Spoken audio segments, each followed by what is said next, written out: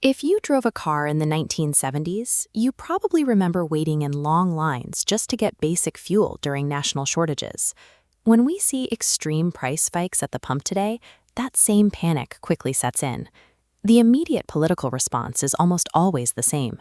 The government proposes cutting the fuel tax, often called the excise, to instantly lower the price you pay at the register.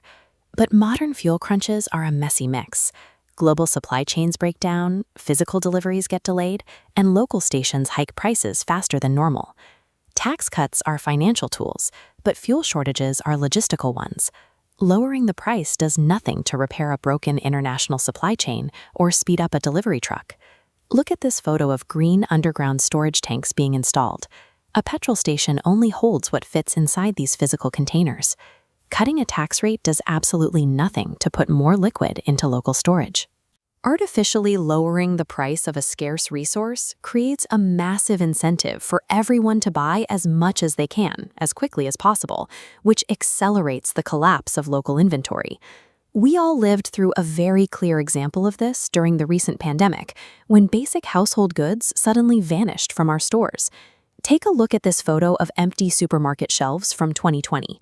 What would have happened if the government stepped in and made toilet paper half price at the exact peak of the panic? Slashing the price would have encouraged the people already hoarding to grab even more. It would have wiped out whatever small inventory was left on the shelves. A blanket fuel tax cut during a shortage works exactly the same way. By making it cheaper, you encourage everyone to top off their tanks when they otherwise wouldn't, which directly worsens local dry-ups. The first step to fixing a fuel crunch is to calm the system down. Regulators must step in to stop opportunistic price gouging and restore public confidence that fuel will remain available. The government also has to actively coordinate physical deliveries, ensuring fuel trucks keep driving to the specific towns and suburbs that are running low. Step 2 is targeted financial relief. Support should go directly to vulnerable households and essential supply chains, rather than offering a sweeping tax cut to every single driver on the road. This targeted approach keeps our most critical systems running, without encouraging the entire country to drain the national reserves. If the shortage deepens, Step 3 is emergency rationing. This is a strict last resort, triggered only when a verified physical shortage occurs and softer measures fail. Rationing acts as a shield for the community, ensuring that panic buyers cannot drain the pumps before life-saving services reach the front of the line. Look closely at this massive road train moving food across the outback. Rationing ensures that agricultural freight, fire engines, and ambulances can keep moving when everyone else is told to wait. It exists to preserve the basic essential operations of society when the supply chain is stretched to its absolute limit.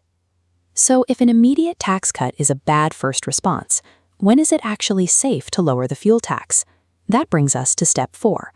A broad tax cut is only safe once the physical supply is stable, the panic has subsided, and the sole remaining problem is simply that international prices are high. This graphic shows the sequence to handle a fuel crisis. First, stabilize supply. Second, target relief. Third, emergency rationing. Fourth, lower the tax. Following this exact order ensures a government diagnoses the physical constraint before applying a financial tool. Securing the physical supply is what keeps a country moving. A low price at the pump means very little if the pump itself is empty.